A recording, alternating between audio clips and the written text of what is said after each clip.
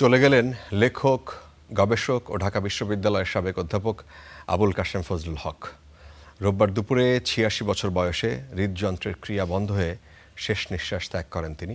আগামীকাল সকাল ১১টায় সর্বস্তরের শ্রদ্ধার জন্য তার মরদেহ নেওয়া হবে কেন্দ্রীয় শহীদ মিনারে।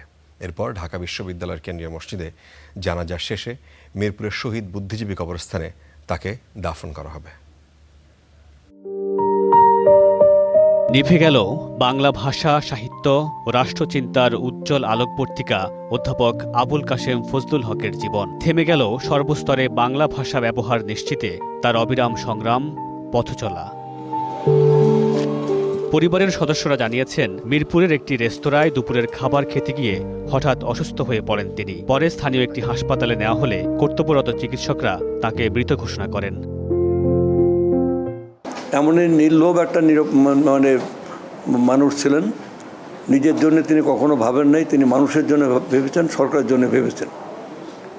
সুনির্দিষ্ট কোনো রাজনৈতিক দলের সাথে তিনি যে সক্রিয় কর্মী নেতা ছিলেন তা নয়, কিন্তু তিনি নিজেই একটা প্রতিষ্ঠান ছিলেন।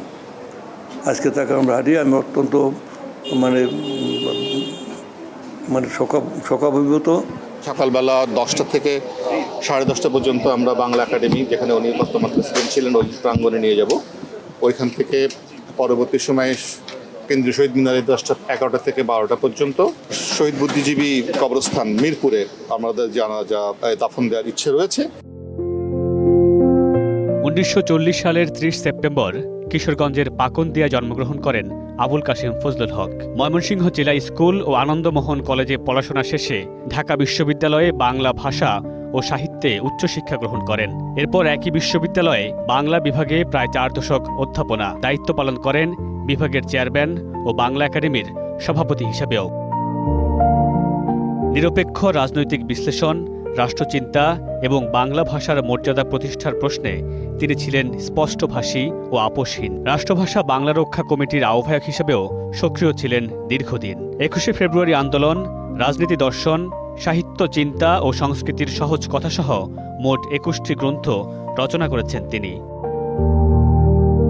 সাহিত্য ও গবেষণায় অসামান্য অবদানের স্বীকৃতিস্বরূপ ১৯৮১ সালে বাংলা একাডেমি সাহিত্য পুরস্কার অর্জন করেন আবুল কাশেম ফজলুল হক। জীবদ্দশায় পেয়েছেন আরও বহু সম্মাননা। তার মৃত্যুতে দেশের শিক্ষা, সাহিত্য ও বুদ্ধিবৃত্তিক অঙ্গনে নেমে এসেছে গভীর শোকের ছায়া। মামুনুর রশীদ পনেল, স্টার নিউজ, ঢাকা।